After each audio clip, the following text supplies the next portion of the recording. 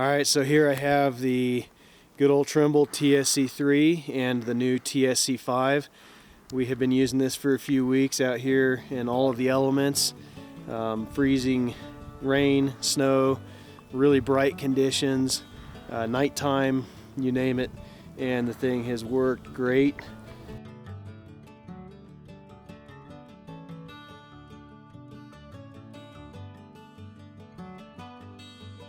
So this TSC5 has a lot of advantages over the TSC3.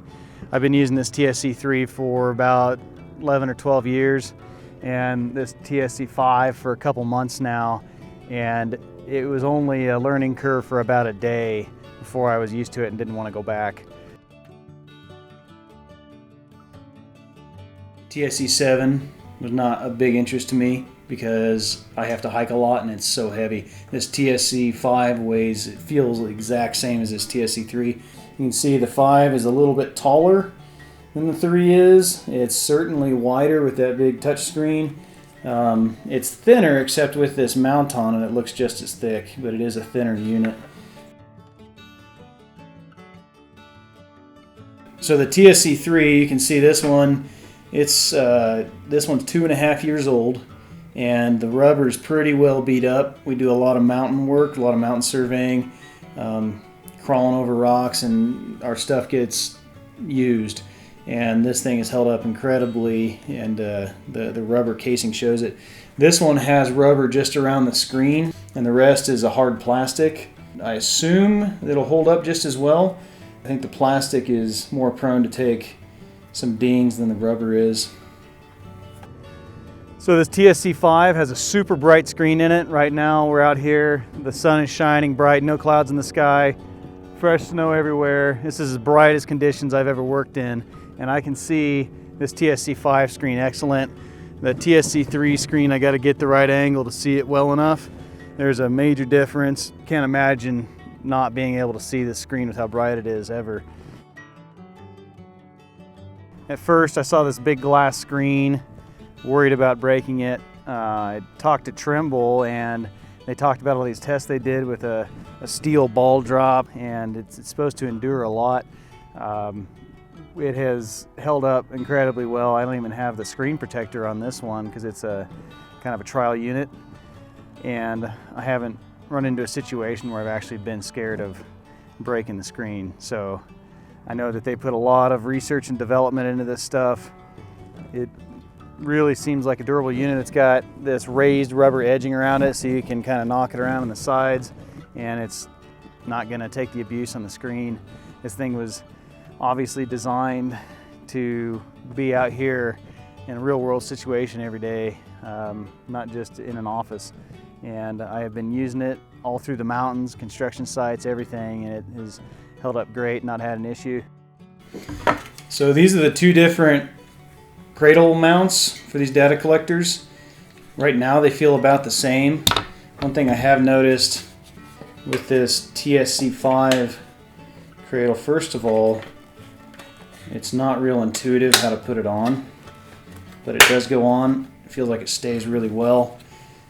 That mounts to your grip on the rod, and it feels to me like it sticks out a little further than it should, and there's some leverage there. It's all really high quality components, but when I'm holding the rod out, if I'm trying to like hold it with one hand and balance it, it just feels like a little more weight than I'm used to. Whereas the cradle I use on the TSC3 kind of snugs it up against the rod as close as you can get, and there's a little less leverage there, and so it feels lighter on the rod. But that's what you get when you have a wider screen. It's got a camera and a flashlight. The camera in this is as great as any modern cell phone. It's quick. The TSC3 camera is old and grainy, and it takes a while to link those media files to your points, and the TSC5, it's really quick like you would expect. This is the battery. A little bit more difficult to get to if there's a need to pull it or replace it. The TSC3 battery, you get your built-in screwdriver right here, and you can pop it out right away if you needed to. the battery life, I used this for a few real long days in the field, and it was still holding on just fine. It had, I don't know, 30-40% at the end of the day, and that's with the screen bright. So that's one of the things I was worried about, and no worries there. The TSC3 with a good battery, it can go a couple days, it seems like.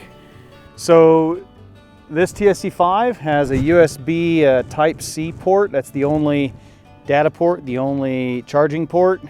And the TSC3 has your USB-A, your power, your data connection, and then if you need to wire up to your receiver, your instrument, it's got all that. This one doesn't have all that. The USB Type-C is actually meant to do quite a bit more. You can use any Android charger to charge this thing.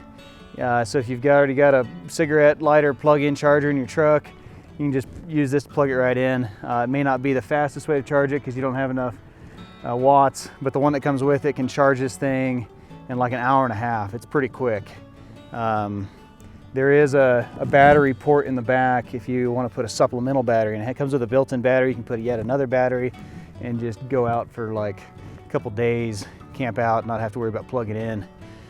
This USB-C port is great. You can get a flash drive for like 20-30 bucks. It's got a USB-C on one side, a USB-A on the other side, and you can just plug it straight into here. If you don't have a computer that has USB-C, you can use one of those to go back and forth. Even between these two data collectors, you can take a JXL file or a job file back and forth through one flash stick. So the USB-C, I don't see it as a limitation. I'm an iPhone user. This is Android based. I've never used Android before. I picked this thing up and it wasn't too hard to figure out. It's all touch screen. Anybody that's messed with computers in the last 10 years can probably figure it out pretty quick. I'm going to go to Trimble Access. I can get out of that by hitting this circle button. It goes back to like the home screen. It has the pull down. I can change my stylus or finger. If I don't want it to react to my fingers, I can make it stylus only. And I can turn the flashlight on right here, which is a lot better than the TSC3 if I need to use a flashlight in my work. I'm going to Trimble Access. It's just so quick. I can go to open a job and then hit the back arrow and it just takes me right back to where I was at. And you can have all the windows open in here, control tab between them, and it's pretty quick. So I like on this map screen, it's really easy, really fast. You can just pan around all of your field data. You can even tap that, go into 3D mode. That was not something that the TSC3 could even think about doing, and if it tried, it would probably just bog down too much. So it has all the same functions as the TSC5 did. You can pan to point, filter, do all the same stuff if you're doing point coding.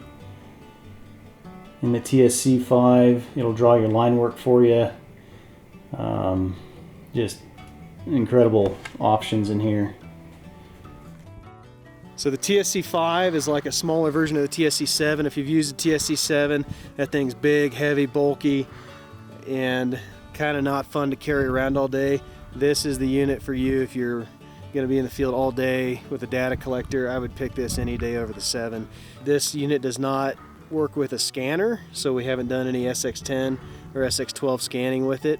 The way that the software works in this 5 is just like the 7 as far as setting up projects, coordinate systems, all that. Once you learn it, it's pretty straightforward. The TSC3, very similar. Obviously you move up, there's going to be some more functionality, a few quirks you got to learn, but it's for anybody that's been doing this for a while. The screen, what's kind of neat about it is you can switch it between being stylus mode or finger mode or glove mode, and that all works pretty good.